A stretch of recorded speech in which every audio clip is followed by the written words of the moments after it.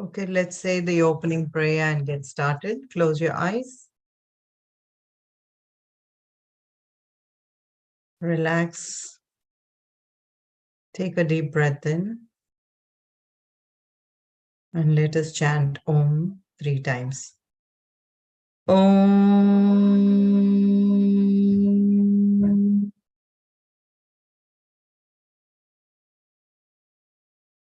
Om.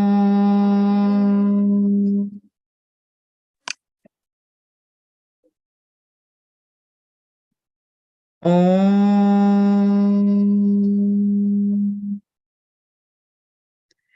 And repeat after me. Guru Brahma, Guru Vishnu, Guru Devo Maheshwaraha, Guru Sakshat Parabrahma, Tasmai Shri Guruve Namaha. Okay, so we are continuing today. Today's day 14, and we started with chapter 17 towards Gautama's ashrama. Yesterday, we completed the story of Ganga as narrated by Vishwamitra to Rama. Now they have continued on, and they are in this new place, and Rama is asking about this new place, and this new city is called Vishala. It is on the northern banks of Ganga, and it's again a very beautiful city.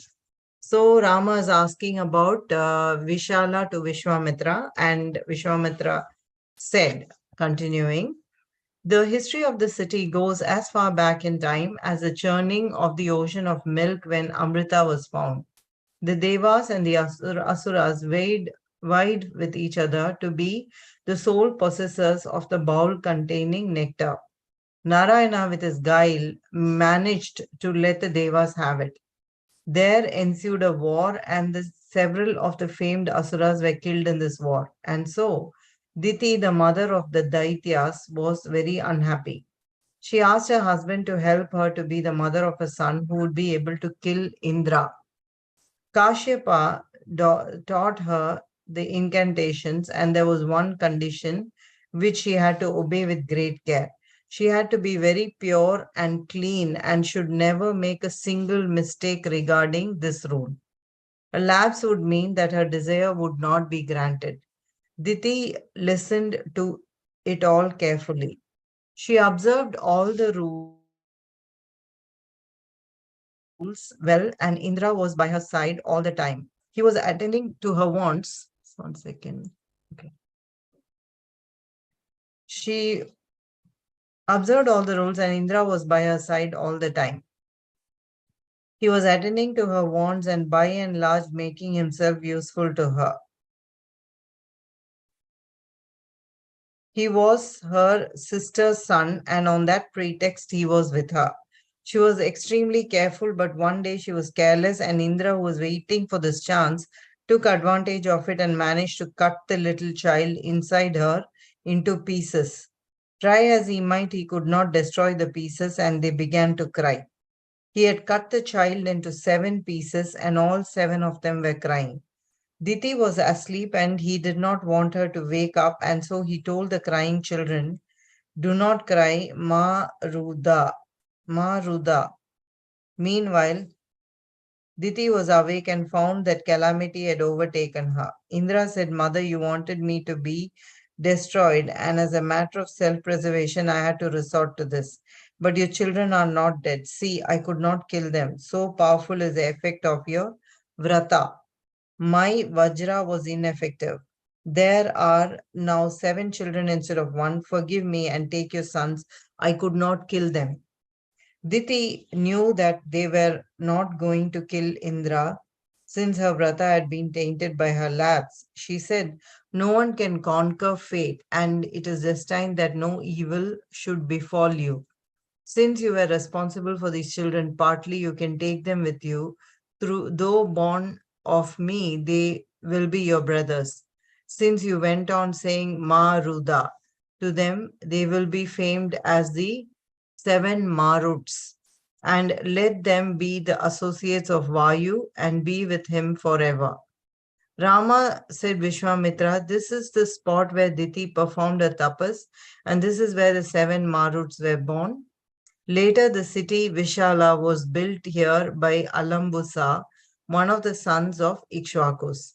His descendants have ruled this country since then. At the present moment, Vishala is being ruled by the king by name Sumati. We will spend the night here in this pleasant city and proceed to Mithila tomorrow. So I'll ask questions till here. Okay. So what is the name of the city they are in right now, Laya? Mithila. They are going towards Mithila. They have stopped in this place and we are listening to the story of this place. What is it? I think it starts with a D, like deities. Vishala. Vishala. Diti is the lady. The mother. Okay. So what history is, what story is Vishwamitra telling about this place? Uh, Diti wanted a son that could kill Indra, Mm-hmm. Why did she and want to do that? I don't remember that part, but I remember the rest. You remember the story when with the Amrita, where the Asuras and Devas had to churn the ocean to get the milk, ocean of milk when Amrita was found. So the city was found at that time. So Narayana made sure that the Devas won. And because of that, the Devas and Asuras had a war. And because of that, a lot of Asuras were killed. And so Diti, who was the mother of Daityas, was very unhappy. So one of the people who were affected by that was very unhappy. And so as a revenge, she wanted to kill Indra. And so she made tapas. Vrata means like, I have a question. hmm. Why would you want to kill Indra if Vishnu? Indra is like the lord of the Devas, no? Yeah, but shouldn't you want to kill Vishnu because he No, made the Vishnu tables one? is no, they are against the Devas. Vishnu is like she prays to Vishnu also. Like Vishnu is like in the place of the god, and Devas and Asuras are different levels of beings. Okay. So their enemies were Devas who won against them. Okay, the gods favored the Devas, so they won, but so so she had made this tapas, and this Kashyapa, the sage, told her that she has to be so perfect and so pure and clean, and even small mistake, then she will lose her ability to have one son who can kill Indra. So Indra tricked and was staying with her because he was her sister's son. And so you remember the story. Yeah, I remember after that. So what did Indra do? How many pieces did he kill the baby into? Cut the 7. baby. 7. And what happened then? What They happened? all, they like the baby didn't die. They all started crying. Uh-huh. And Indra told them what? Tam, Tamil.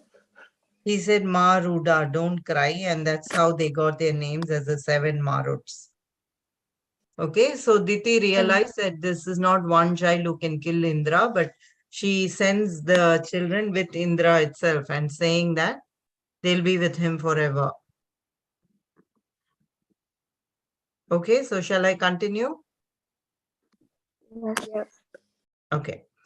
We'll spend the night here in this pleasant city and proceed to Mithila tomorrow. Hearing about the arrival of Vishwamitra and his disciples, Sumati, the king, came to where he was and paid his respects to him.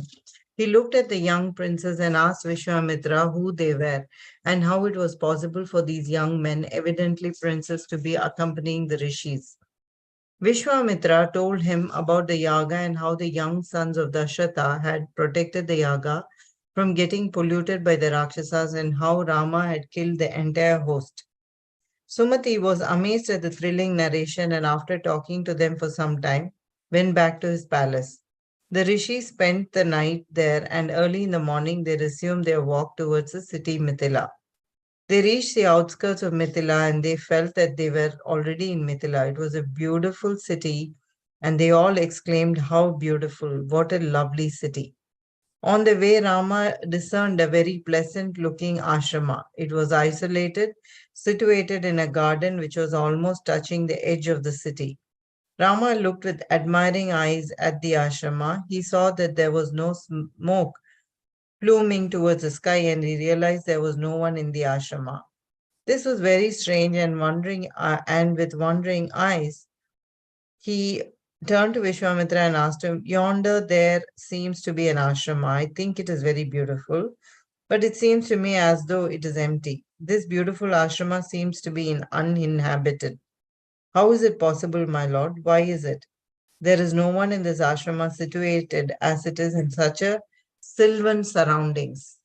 It is empty because of a great man's anger," said Vishwamitra. He continued, "I will tell you how it came to pass. The same spot was once like the very heaven itself. It was the ashrama of the great rishi Gautama. He performed tapas here for many years. Brahma had created a beautiful woman and he called her Ahalya. To Gautama was this Ahalya given in marriage, and they lived here for a long time. Once Indra, who is famed for his weakness for beautiful women, came to the neighborhood of this ashrama. After making sure that Gautama was away from the hermitage, Indra, assuming the guise of the rishi, entered the apartment where Ahalya was and said, "You're a very beautiful woman, and my mind is lost in you. I desire you." Ahalya could see that it was not the rishi, though the guise was there. She knew too that it was Indra. She was flattered and pleased that the Lord of the heavens desired her, and she decided to conform to his desire. When it was time for Gautama to return from the river, then Ahalya realized the extent of her sin and also the danger which beset her and Indra. She told him, "Go away from here as quickly as you can. I'm afraid of the anger of my husband. Please protect yourself from his wrath." Indra laughed and said, "Have no fear. I will take good care of myself and of you too." Indra hurried out of the ashrama bent on escaping the eyes of Gautama. He was just late. He saw the rishi entering the ashrama even as he was trying to depart. Gautama had just bathed in the river. He was wearing wet clothes and with his body covered with ashes, he looked like Lord Mahadeva. Gautama was able to know the truth about everything which was happening around him, and with the summit and darba in his hands, he stood still looking at the apparition before him. Indra, assuming the garb of Gautama, it did not take very long for Gautama to guess what had happened.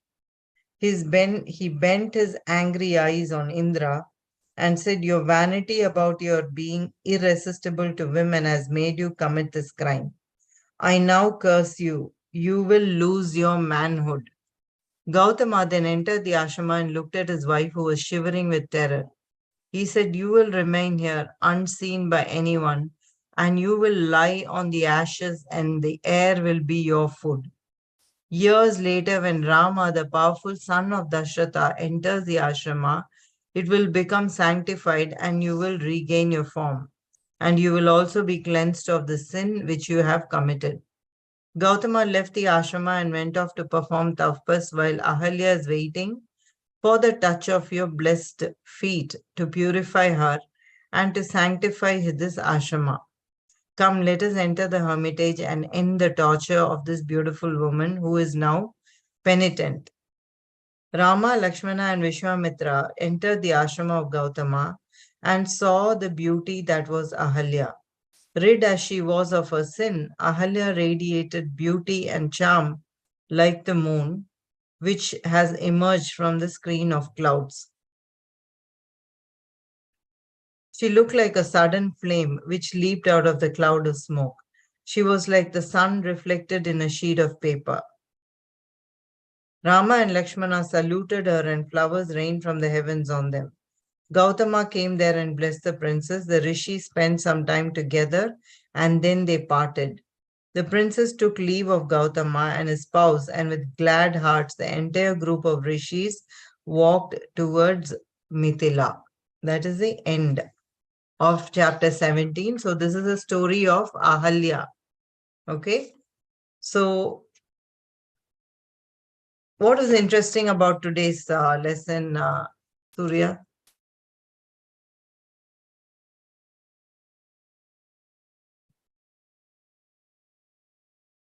Surya? First of all, how she wanted how the mother who wanted to kill the person who wanted to kill Indra, how she wanted to kill Indra, Mm. and how in the second chapter that we read, how she wanted, even though she had a husband, she married Indra. Mm. She didn't marry Indra. Not She was marry. unfaithful to her husband. And so, Yeah. king called Sumati. Okay. So, the history of Vishala is where they are talking about the 7 Maruts being born there to Diti. And because Diti wanted to kill Indra, because the Devas won and the Asuras lost when they churned the ocean for Amrita. Okay. So, and then we also have heard the story of Ahalya. So, where was Ahalya's ashrama, Gautama? What was Ahalya's husband's name, Laya? Gautama. Gautama, very good. And where was his ashrama located? Mithila. Yes, on the outskirts of Mithila. Okay. So now she's been sanctified and united with her husband again. So, Laya, yes, tell me. I was just gonna say what was interesting about it. Yes. I found it interesting how Gautama could see into the future to see that Rama would come to that same place. Mm. And yeah. So again and again, we are reinforced that all these yogis and rishis, they are able to see all the 3 timelines, right? They are able to see the past, present, and the future, isn't it? That's been Yeah. mentioned so many times in Ramayana so far, that all these people who are meditating and doing tapas, they are able to see the timelines, all 3 timelines of the past, present, and future clearly, Mm. isn't it? Okay, so next chapter is Mithila, what happens in Mithila. Okay, so let's continue. We have 10 minutes. They walked northwards and soon, Mithila, chapter 18, Mithila. They walked northwards and soon reached the Yagnashala of Janaka. Rama was staring with wondering eyes at the elaborate arrangements which had been made for the yajna. He said, look, arrangements, look, here they are. Look, my lord, thousands of well-read Brahmins have now assembled here and they are all scholars in the Vedas. The ashramas for the rishis have been constructed and there are so many in number. All the provisions and other materials for the yajna are there and they look like miniature hills. Tell me, where are we supposed to stay? I'm so excited of the sight of all this. Vishwamitra chose a spot which was near the water and which was not too crowded. They were settling down there. Janaka, in the meantime, heard about the arrival of the sage Vishwamitra and he was greatly excited. Accompanied by his preceptor Sadananda, he walked fast to where the great man was. He received the sage with great humility. Vishwamitra accepted his homage with graciousness and asked Janaka about the yajna he was performing. After the exchange of formalities, they spent some time together. Janaka was immensely pleased that his yajna was to be blessed by the presence of Vishwamitra. He stood humbly before the rishis and said, all the preparations are being made for the yajna, but before it is performed, I feel that I have found the fruit of the yajna since it is blessed by your gracious presence. I am greatly honored. All my desires will be granted. I know since you have been pleased to come here in person to bless me. The Pandits say that 12 days more are left for the conclusion of the yajna. I'm hopeful that you will be with us all the while and be present when the Devas come to receive their shares of the Havis. Janaka prostrated before the sage and accepted the seat indicated by him. Okay, so who is Janaka? The king, Of The king Mithila, Mithila's of king. Okay. Mithila. And who is his preceptor? What does a preceptor mean? So the one who Like advises. advisor. Yes, yes. And who is that for Janaka? Sadananda. Okay. Do you see that whenever they are introducing a new kingdom, they're talking also about the king and his advisor, right? And Yeah. you remember who is the advisor for Dashratha?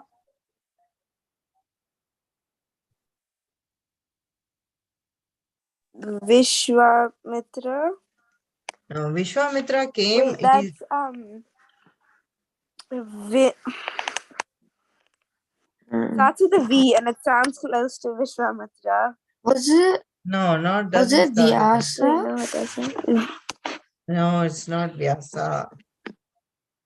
Who's writing? Who's writing the story of Ramayana?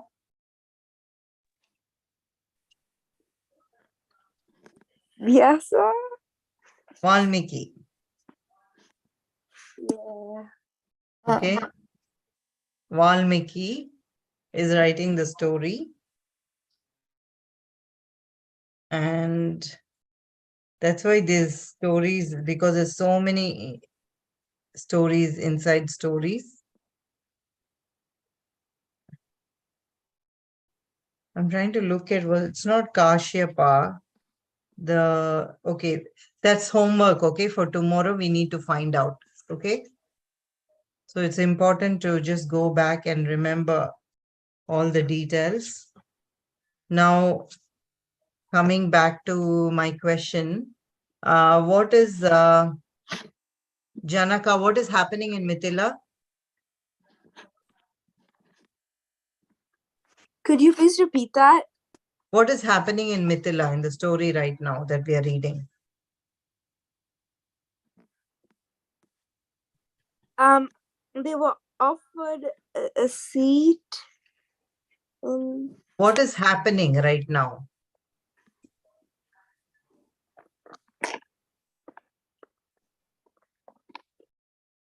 They are preparing for a big yajna.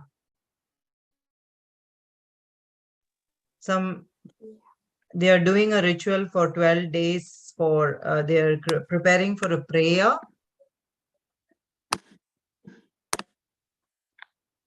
Guys, what's happening? I'm listening. Yeah, so what are they doing? I'm not getting answer for my question. I'm pretty like You in keep glitching out. We can't hear you. Oh, okay, okay. I'm sorry. Okay, okay. I can't hear both of you. Okay. I think something wrong. I can hear you, but you glitched a little bit. Okay, I'll just continue. Okay, I'll just continue for 2 more minutes and then we'll continue the story tomorrow. Okay. So Janaka then said, my curiosity has been kindled by the sight of these two young men. They seem to be as valiant as the gods. They walk like young elephants. Their gait is as noble as the gait of lions and as graceful as that of lithe tigers or wild bulls. Their eyes, my lord, are wide and beautiful like the petals of the lotus. They are carrying bows and arrows along with swords. They are like the Ashwini twins, glowing with handsomeness, which is not of the earth. It seems to me as though they too are some gods who have come to the earth by chance. What beautiful eyes, how long, how liquid. Their fingers are protected by guards made of leather, and they look as though they are sons of Agni. They are young men who have just entered manhood. Their beauty is such that even men wish they had been born as women. Such is the charm of these two. It seems to me they have come here to make me happy and my family too. How is it these who seem to be princes used to luxury? How is it they have walked all this distance? Why have they undertaken this journey? And who are these blessed youths? Who is the fortunate king who has them for sons? They're making this entire Yajnashala beautiful with their handsomeness, like the sun and moon beautify the sky. They seem to be Kshatriyas, and since they resemble each other so much, they must be brothers. Tell me who they are. Vishwamitra said, they are the sons of the Vashrata, the king of Koshala. He then recounted to the king about the yaga of Siddhashrama and later journey to Mithila. He spoke about the visit to the ashrama of Gautama and he concluded, they heard me talk about the Shiva Dhanus you have with you. I brought them with me so that they can feast their eyes on the great bow of Mahadeva, which you have been worshipping for generations. They are archers, as you see, and they are naturally eager to see this bow, which is famed the world over. When he heard the words of Vishwamitra, Sadananda, the preceptor of Janaka, was greatly excited. He was a rishi rich in tapas, which he had performed, and he was the son of Gautama. He could not take his eyes off Rama, who had granted purity to his mother, and he addressed Vishwamitra, my friend, my mother, who had been suffering all these many years, has been seen by the princes. She has worshipped them, and my noble father has come back to to his ashrama. They have been reunited after a very long time. Great indeed is my happiness at the events which have taken place. He then turned to Rama and said, welcome to you. You are a scion of the Raghuvamsa and you have come here accompanied by the renowned Rishi Vishwamitra. This man has achieved what can not even be imagined by ordinary mortals. By the power of his tapas, he has become Brahmarshi. This great man has assumed the role of a guardian to you. You are extremely fortunate in your godfather. He will not talk about himself. So I so I will tell you about his magnificent efforts and his achievements. So Sadananda is that's the end of the chapter. The Sadananda is going to talk about Vishwamitra next. So who is Sadananda? Whose son is he? Can you hear me? Yeah, he's Gautama's son. So Gautama and Ahalya's son, okay, who is the preceptor of for Um, the the kingdom. king of Mithila, Who is who is Januka. Janaka? Excellent. So let's close the chapter today with the closing prayer. Close your eyes. Om.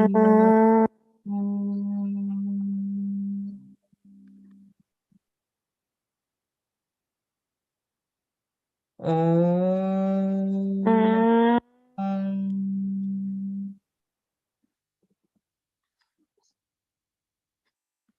Om.